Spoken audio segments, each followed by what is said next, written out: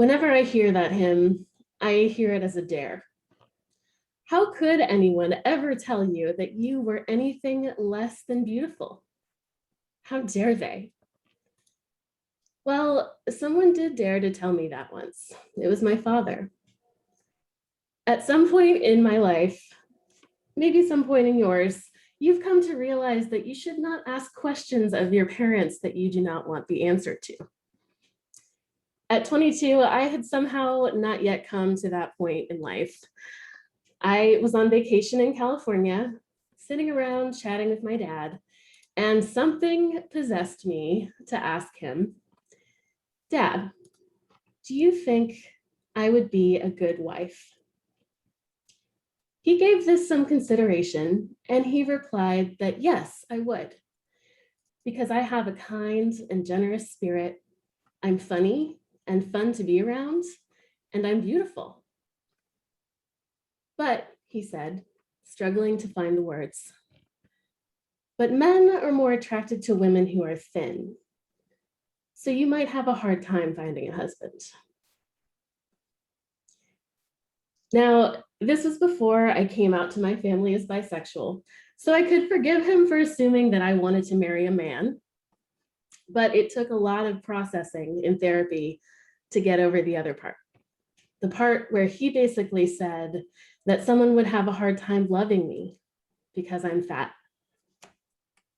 And I am fat. That's just a physical part of my appearance. It's just a fact. I'm 5'5", I have blue eyes, and I'm fat. But our culture puts so much baggage and stigma on that part of my physicality that I can't even state that as a simple fact without making some people cringe, because you might think I'm putting myself down, but I'm really not. I can be fat and beautiful. They don't cancel each other out.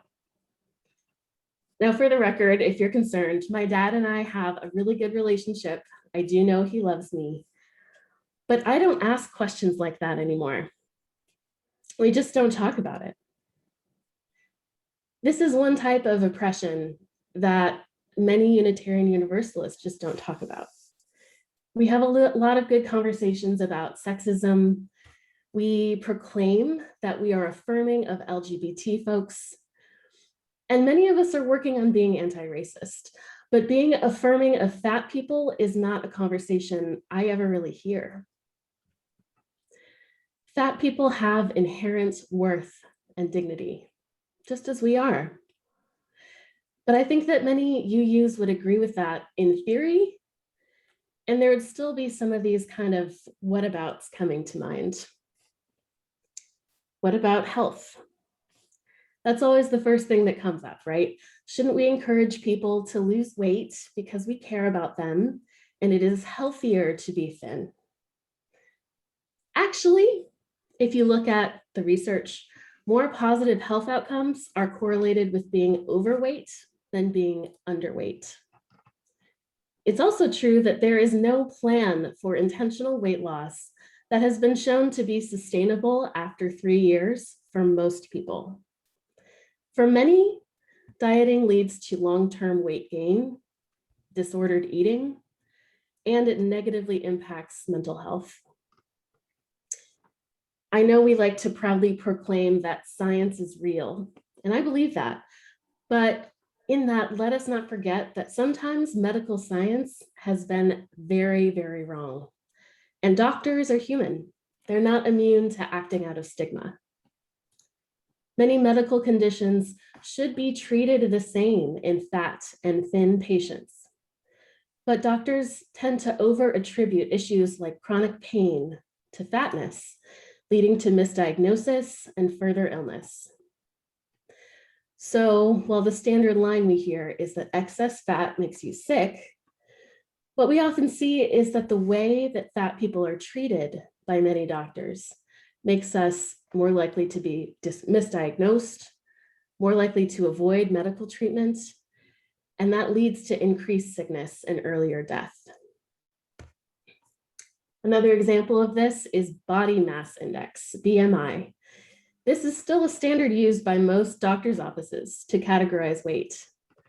But maybe you didn't know, it was developed in the 1830s using white men as the standard. And it was never meant to calculate an individual's health.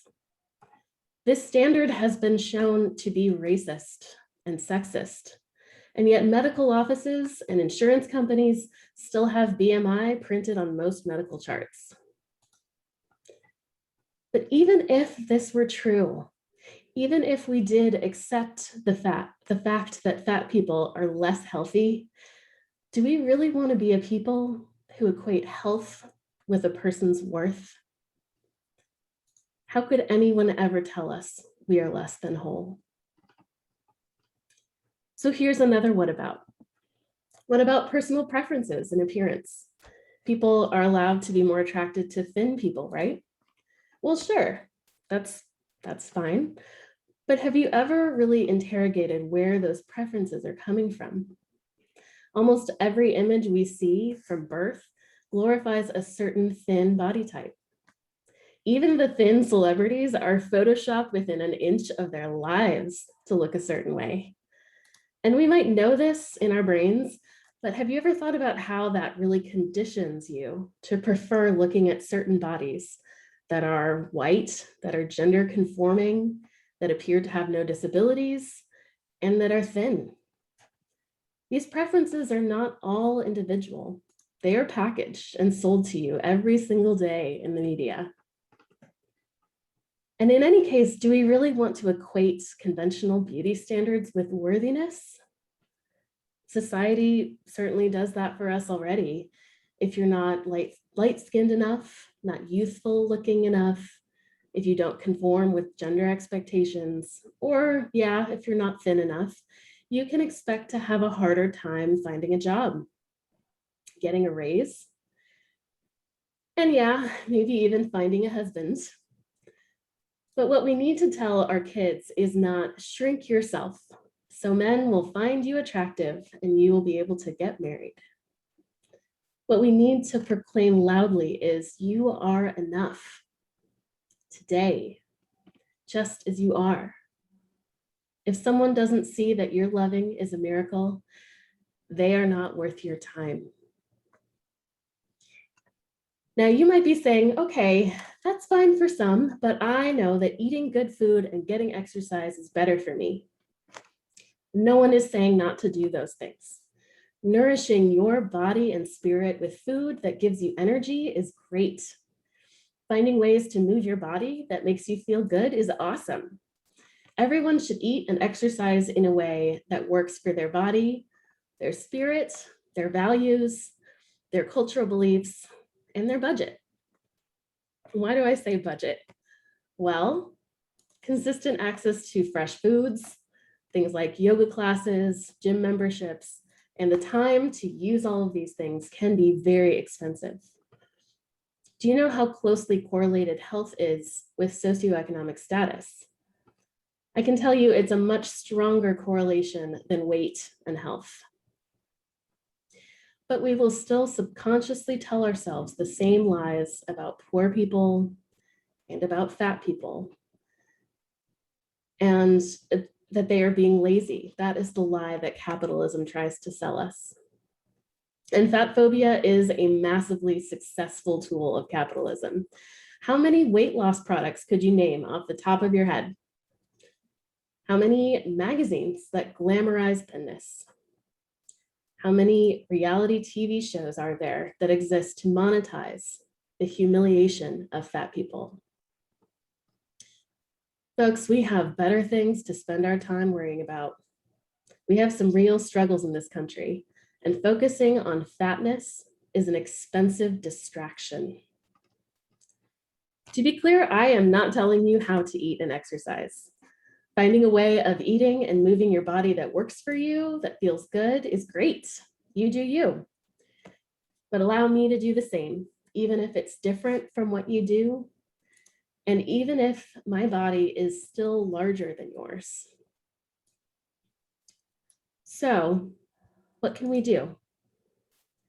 Anyone who claims that acting upon our first principle, as you use, is easy, I think is not actually doing the work. It is hard to not just believe in your heart that all people have inherent worth and dignity, but also to act in ways that make that belief meaningful. Maybe fat acceptance is not something you've thought much about. What I'm asking is for you to start with the bare minimum and agree to not actively harm me and other fat people. Here are some ways you can do that. First, keep your opinion about other people's bodies to yourself. Never comment, either negatively or positively, about someone's body size or weight changes. When you compliment someone's weight loss, even if the words you're saying are, "You lost weight, you look great," what you're saying is, "I notice that you are less fat, and I approve." And that reinforces that fat stigma. You could also be complimenting weight loss. That is a symptom of grief for somebody, of illness, of pregnancy loss, of trauma. You could be complimenting somebody's eating disorder. Just don't do it. Find something else to compliment that actually matters, like their words, their actions, or their character. If you are feeling ready to do more than the minimum, you can proactively call out fat shaming. Don't laugh at cheap jokes that equate fatness with laziness, stupidity, or unattractiveness. If you do feel the need to discuss dieting or intentional weight loss with your friends or family, ask for their consent first. You can say, "Do you want to hear about my new diet?" And only proceed when you get a yes. I think you guys knew that I couldn't go a whole sermon without talking about consent in some kind of way. You should also talk to kids about body image. Teach them that bodies come in all shapes and sizes, and that is okay. Do not attach morality terms like good and bad to food, exercise, or health. And please listen to fat people. Learn more about our experiences. If you're new to fat acceptance, you can Google things like health at every size. Dances with Fat is a really great blog, or The Body is Not an Apology. And I'll share some links at the end of service to get you started. There are so many opportunities for you to unlearn what society forces on all of us. I was going to end there, but I realized I'm not quite finished. So far, I've mostly been addressing my thoughts toward thin people or people who are maybe new to fat politics. And I want to spend some time talking directly to my fat babes. And by babes, I mean that in a gender neutral way. This is for anyone who has experienced fat stigma. Here's some things I want you to hear. You do not need to change anything about yourself or your body to be worthy of love and respect. You do not need to change anything about yourself or your body to be worthy of love and respect. Take up space in the world. You don't have to hide your body or use clothing or makeup to turn yourself into a human optical illusion to be acceptable for public viewing. It is hot out right now. You can leave the jacket at home. But it's also okay to feel beautiful and fierce and fat positive on Sundays and not on others. Fat stigma is real and it hurts. Neutral acceptance of your fat body is perfectly valid. And finally, find some support from people who really get it. Shop with your fat friends. Find fat influencers on TikTok who look like you. There's some really good content out there if you look for it. Go to a Fat Babes pool party or dance party, or host one of your own. And on that note, I'm going to close us out with a quote by Lizzo before we enjoy one of her prophetic anthems. It is so hard trying to love yourself in a world that doesn't love you back. Am I right? So I just want to take this opportunity to feel good as hell, because you deserve to feel good as hell. We deserve to feel good as hell. May it be so. Amen.